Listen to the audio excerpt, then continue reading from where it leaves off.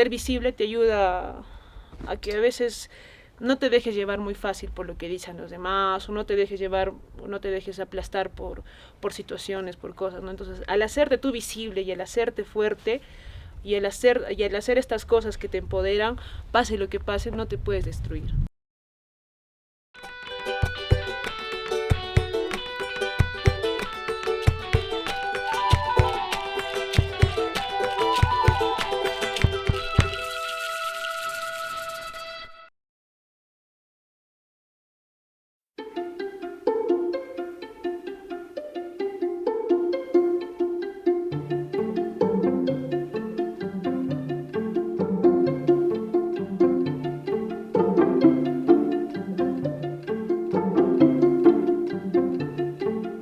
El Cusco es una ciudad maravillosa, con gente no tan maravillosa, ¿no?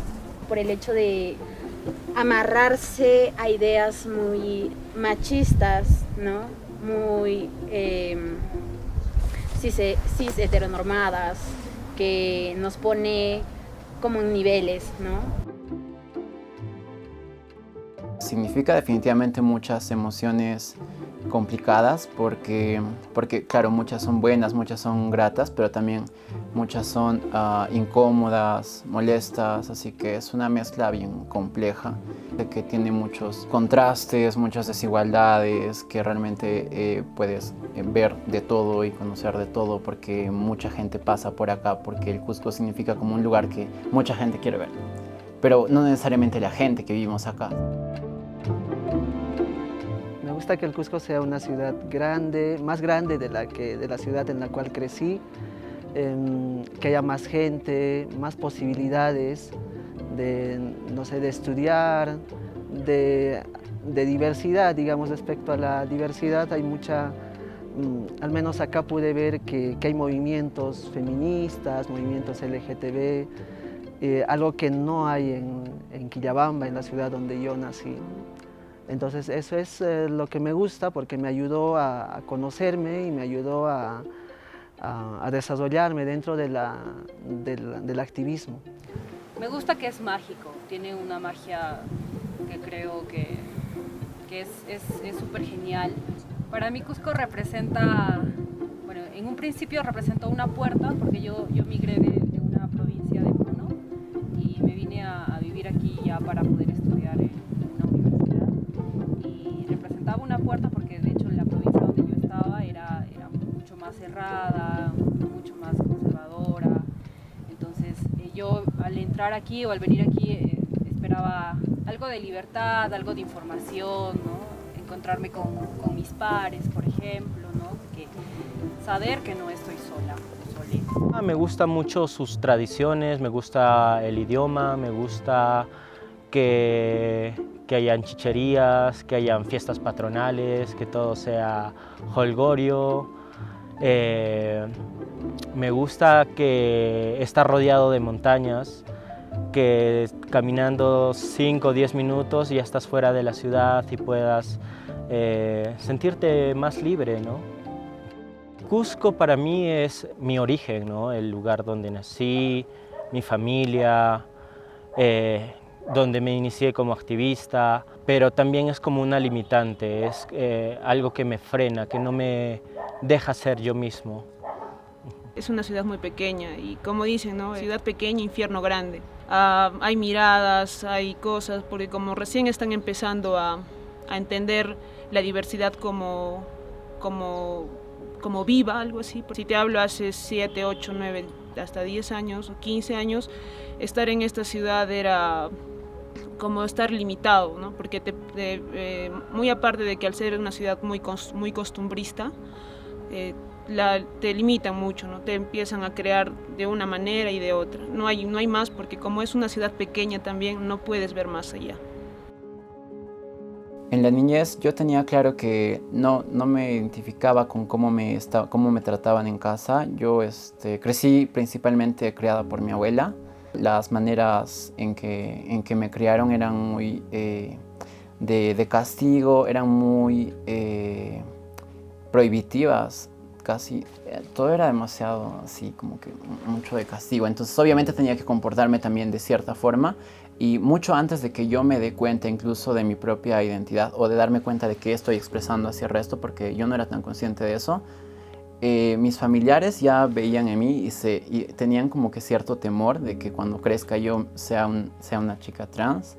Y de hecho me lo contaron ya años después, yo no tenía idea, pero para mí era todo muy confuso porque yo no tenía ni idea de qué significaba ser trans, no tenía idea para nada de la diversidad sexual, excepto, claro, referentes que he visto en televisión, pero por lo general son hombres gays, o por lo general son ideas o travestismo en la televisión, pero que también son esos estereotipos que me refiero antes, ¿no? Como por ejemplo ser una mujer trans o travesti como un chiste.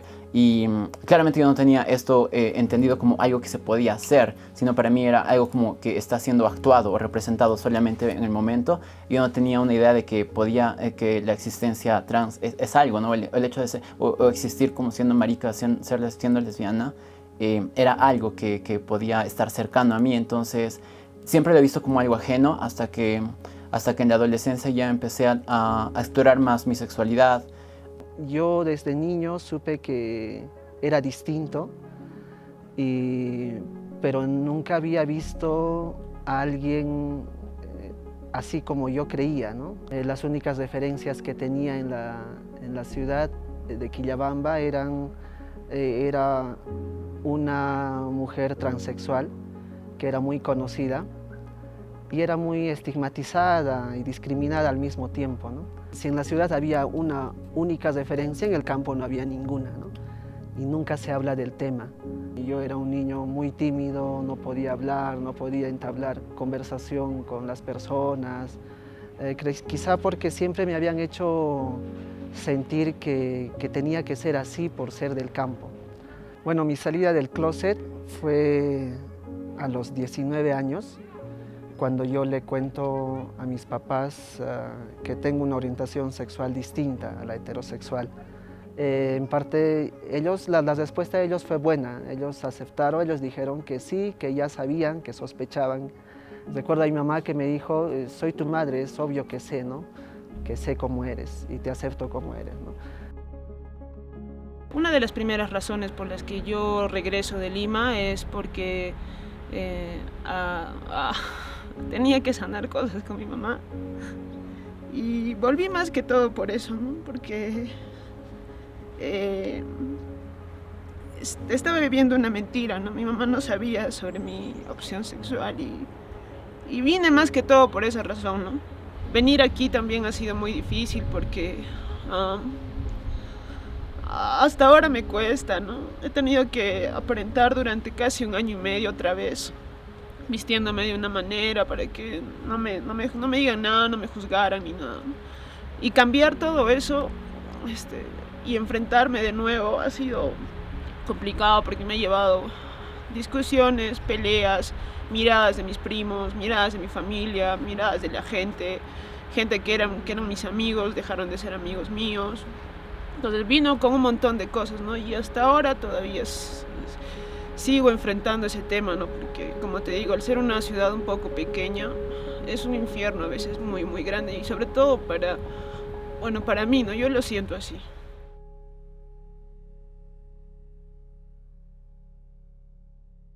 Una de las manifestaciones más claras es el tema de la religión.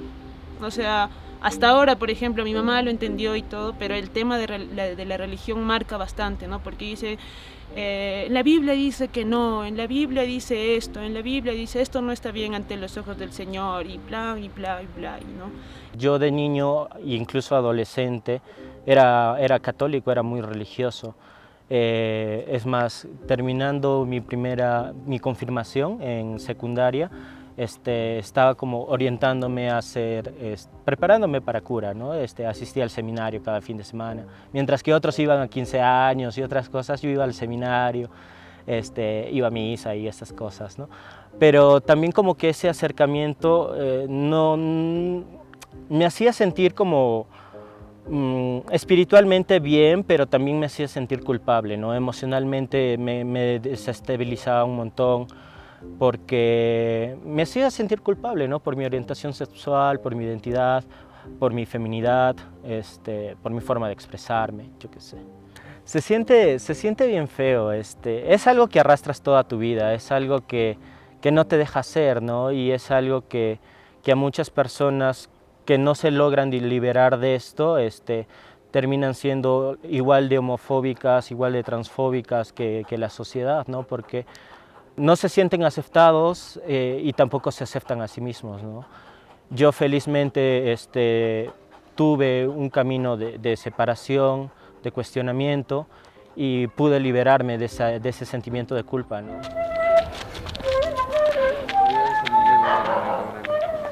La ciudad también te come, ¿no? Las personas con sus taras, con sus prejuicios también te comen, discriminan. Para mí fue también muy sentido, ¿no?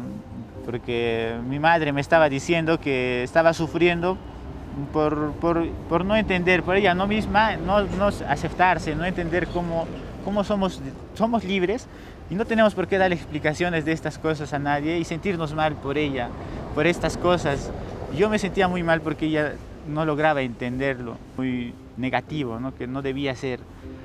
Por lo cual ella se repetía, no quisiera ser así, me dice, no quisiera ser así, no sé cómo dejar de ser así, pero se siente, le dolía en el pecho porque ella estaba enamorada. Me dijo que sí, yo soy así como tú, me dice, yo soy como tú. Y no sé cómo, te voy a explicar, no sé cómo, pero siempre he sido así y es algo que a mí me confunde, que algo que a mí me mata.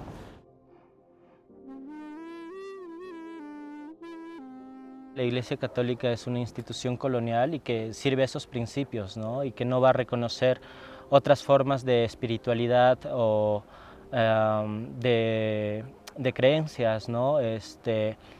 Claro, ahí también era mi cuestionamiento, ¿no? Porque al tener abuelos y padres quechohablantes, con mi abuelo íbamos a la chacra y hacíamos pago a la tierra, cosas así, o siempre estábamos pichando coca al trabajar. Y siempre mi abuelo hacía un saludo a los apus, ¿no? Con coca y con chicha. Y yo me preguntaba, ¿por qué esto no se reconoce, ¿no? ¿O por qué la Iglesia Católica ve esto como pecado, ¿no?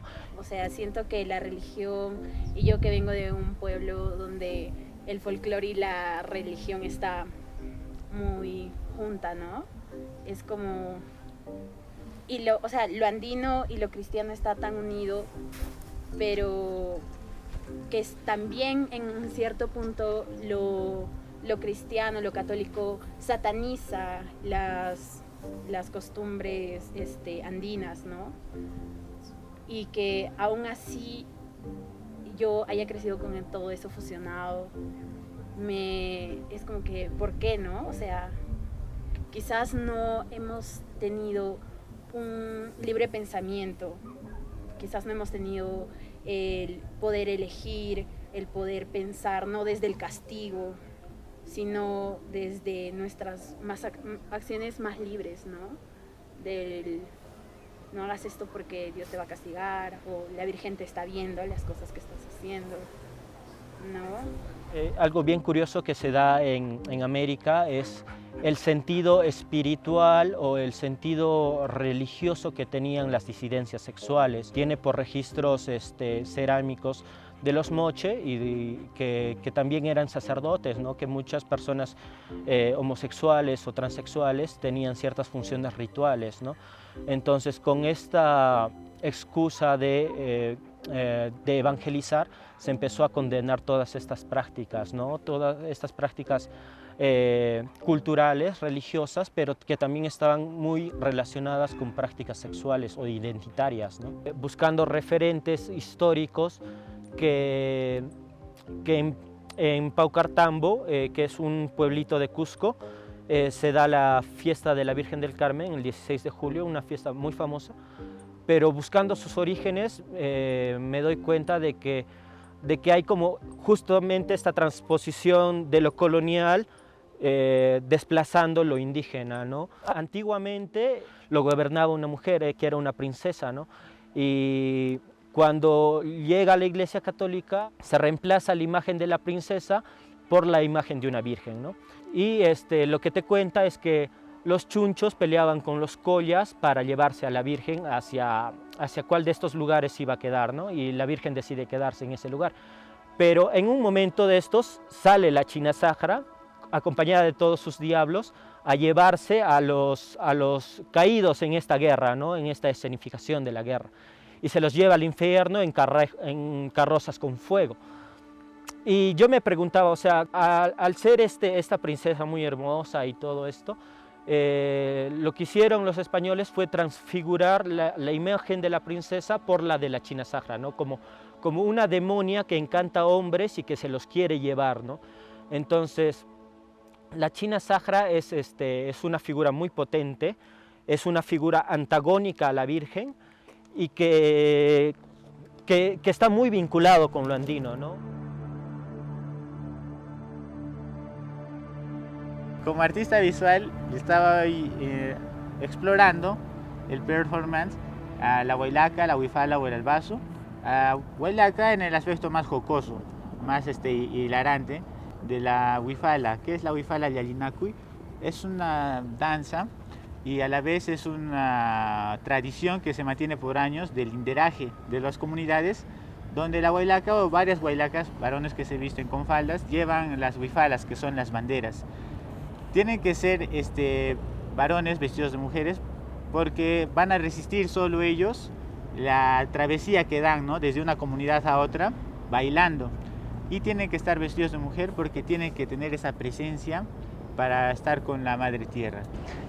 Entonces toda la gente lo ve con normalidad, algo chévere, ¿no?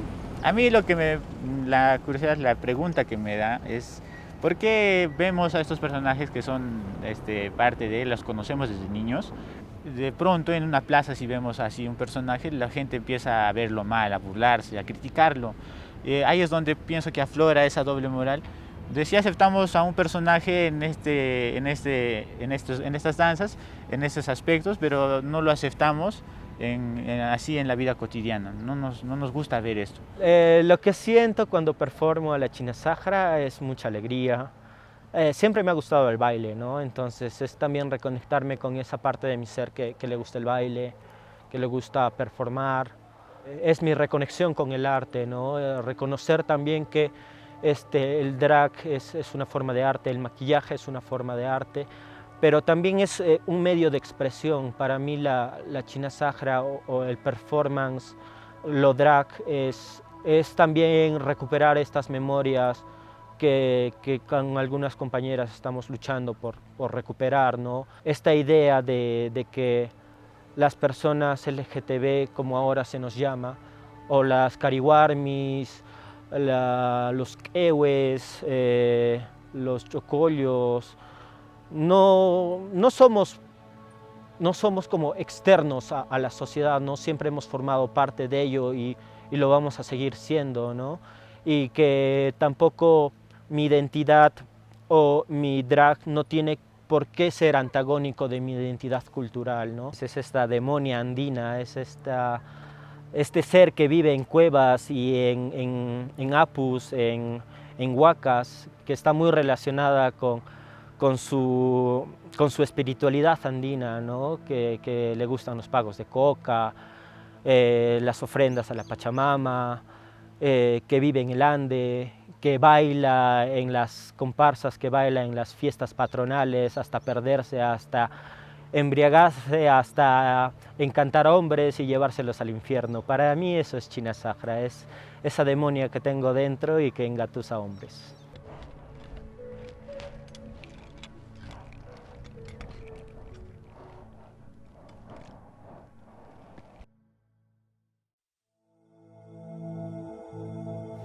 Yo empecé en el activismo primero teniendo un contacto con una organización de derechos sexuales y reproductivos, que lo que hacíamos era incidencia pública y política, y creo que necesitaba como acercarme a este mundo que realmente yo no conocía antes para nada del activismo, y allí conocí también a las compañeras que formaron Kashkan Irakmi.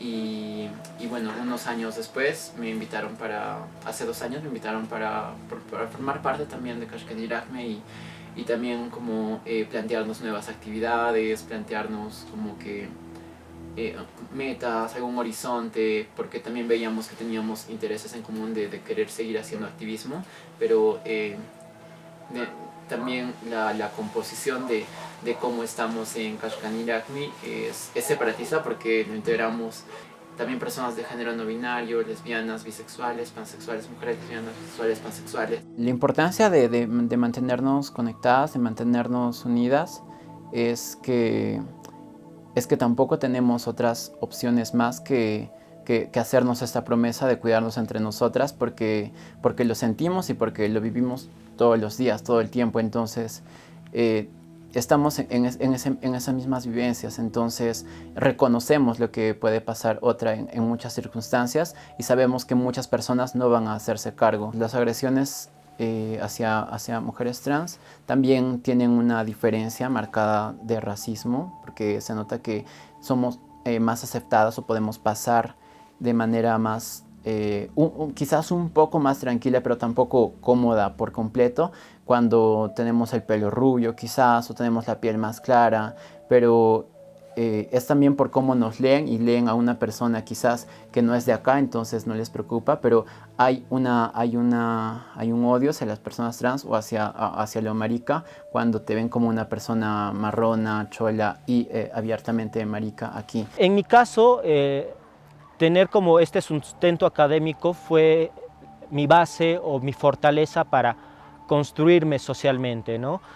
Nos reuníamos cada sábado para conversar de diversos temas, ¿no?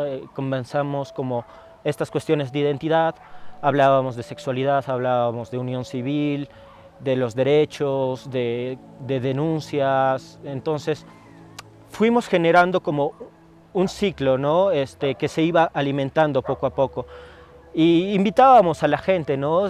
Y al principio siempre había como gente que venía pero no quería participar, o te miraban de lejitos, o venían, te miraban desde afuera y se iban. Y creo que generar este espacio en Cusco fue sumamente importante, ¿no? El espacio creció muy fuerte, a tal punto que decidimos hacer la primera marcha, ¿no? En el Cusco hace 5 años, más o menos, 6 años. Por primera vez en el Cusco, activistas marcharon por las principales calles de la ciudad imperial por el Día Mundial del Orgullo Gay. Los manifestantes anunciaron que seguirán luchando por la libertad sexual en el país. No recuerdo qué número de marcha fue, pero en el año 2017 fue que fui a la Marcha del Orgullo, y desde ese año hasta ahora he ido a cada una de las marchas.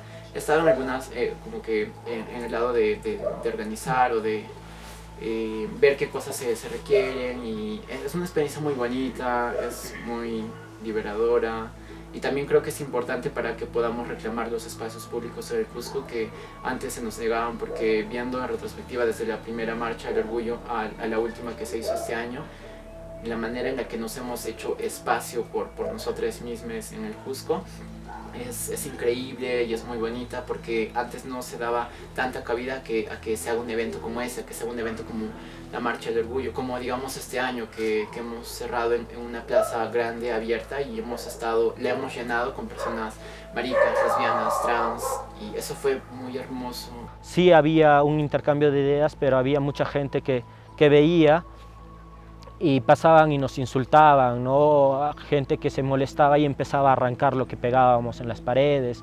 Después, poco a poco, año tras año, como que creo que la visibilidad ha sido sumamente importante, porque las personas de ahora, más jóvenes, como que ya no tienen ese temor, ¿no? No tienen ese temor de expresarse libremente en la calle o de ir a una marcha, ¿no?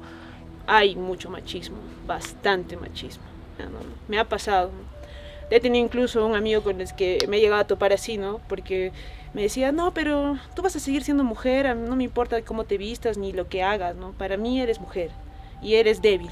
Entonces, ahí poco a poco fui queriendo más incluso las artes marciales, ¿no? Fui abrazándose las artes marciales porque me daban una seguridad que no me daban otras situaciones, otras cosas, ¿no? La autodefensa surgió porque yo en ese tiempo empecé a salir con una chica que formaba parte de estos colectivos, ¿no? Y que iba bastante. Y yo le conocí y me dijo que formaba parte de un colectivo donde hacían autodefensa personal, y dije, oh, qué chévere, yo entreno, wow. Y entonces dije, ya, vamos, yo les enseño. Me gustó mucho ese tema de poder enseñar algo que a mí me gusta a otras personas para que puedan defenderse. Y sí, pues faltan espacios más seguros, ¿no? Solo que la gente a veces no se atreve por el miedo, ¿no? Porque de verdad aquí la gente a veces es muy violenta y muy machista y te suele dañar solamente con las palabras. O sea, sí veo esperanzas y veo un gran avance, porque ahora hay más gente que está comprometida con la causa, gente que se está enfrentando, gente que está creando cosas. Entonces yo siento que eso en esta ciudad va a ser bastante provechoso, ¿no? Porque ya la gente va a tener salidas, ya va a tener recursos, ya no se va a sentir tan atrapado, tan solo, ¿no? Entonces ya va a poder salir, preguntar, buscar ayuda. Entonces eso es lo que va a poder hacer realmente un cambio, ¿no? Sí, yo me enteré que tenía VIH acá en la ciudad del Cusco y me tomó años, ¿no? Estaba como que escondido, no había gente que sabía de mí. Empecé recién a contar a mis amigos más cercanos, además familiares. Y luego decidí hacerme visible porque ya había comprendido que esto no era algo malo, ¿no? Que ser positivo no es algo negativo. Entonces, ¿por qué tengo que sentirme mal por tener esto?, decía yo. Es allí que conozco a la organización en la cual estoy, que es Jóvenes Cambiando Vidas. Se realizó el segundo encuentro nacional de personas, de jóvenes viviendo con VIH acá en la ciudad del Cusco el año 2017, y desde entonces los que hemos participado en el encuentro hemos decidido hacernos cargo de la organización y formarla acá en Cusco, porque creíamos que hacía falta, precisamente por las características de nuestra sociedad, porque no comprenden qué es el tener VIH, ¿no? La gente acá en Cusco es muy conservadora, es muy cerrada, ¿no? Tienen esa mentalidad muy cerrada. Mucha gente cree que no hay personas LGTB, digamos, en el campo. Y yo soy una persona que crecí en el campo. Si no hubiera tenido la oportunidad que me han dado mis padres o la oportunidad de estudiar, me hubiera quedado en el campo y hubiera seguido siendo LGTB. Y dentro de la comunidad LGTB, es creo que el espacio donde más nos sentimos discriminados, ¿no? Quizá porque el grupo sea más reducido, más pequeño acá en la ciudad del Cusco y nos conozcamos entre nosotros o sepamos, y es el lugar donde uno se siente más discriminado, más estigmatizado, ¿no? Es común recibir insultos, ¿no? De decir el sidoso o el enfermo. A mí me lo han dicho muchas veces, ¿no? Que no te juntes con tal persona o deberías de tener cuidado porque te va a contagiar, ¿no? Va a haber siempre alguien que nos va a escuchar y nos va a entender o a intentar entendernos, que es, creo, la fuerza que necesitamos para iniciar el camino. Ahora, desde ese momento, el incidente que tuve con mi madre, me siento un luchador, una persona que tiene que continuar con este proceso hasta conseguir el objetivo de al menos lograr equilibrar un poco el pensamiento en mi ciudad, ya que la conozco de lado a lado, de forro a forro. Yo quiero llegar a un cambio en la moral que se cree que está mal, que está bien. La doble moral se juega un papel importante, sí, pero ¿por qué llegar a estos puntos, no? ¿Por qué simplemente no aceptamos las cosas como son, no nos molestamos por este tipo de situaciones? ¿Por qué perdemos el tiempo criticando a otros?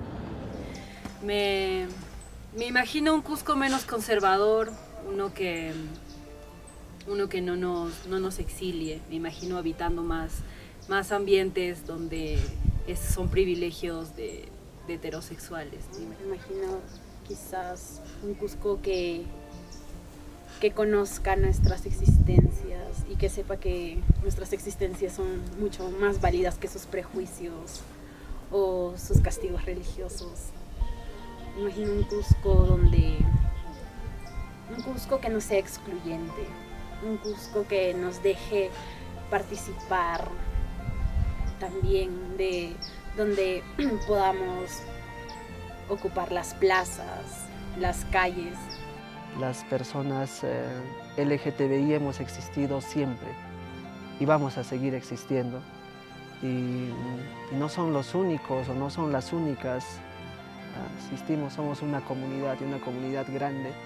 Siendo cusqueñas, cusqueños, cusqueñas, somos parte de esta cultura, caminamos las mismas calles y de igual manera las personas que han estado aquí antes, mucho antes de la colonia, han existido acá y también su diversidad. Que sigamos mostrándonos, sigamos expresando nuestras formas de ser, nuestras existencias, porque nadie más lo va a hacer por nosotros. Siempre busquen ser real donde sea, ¿no?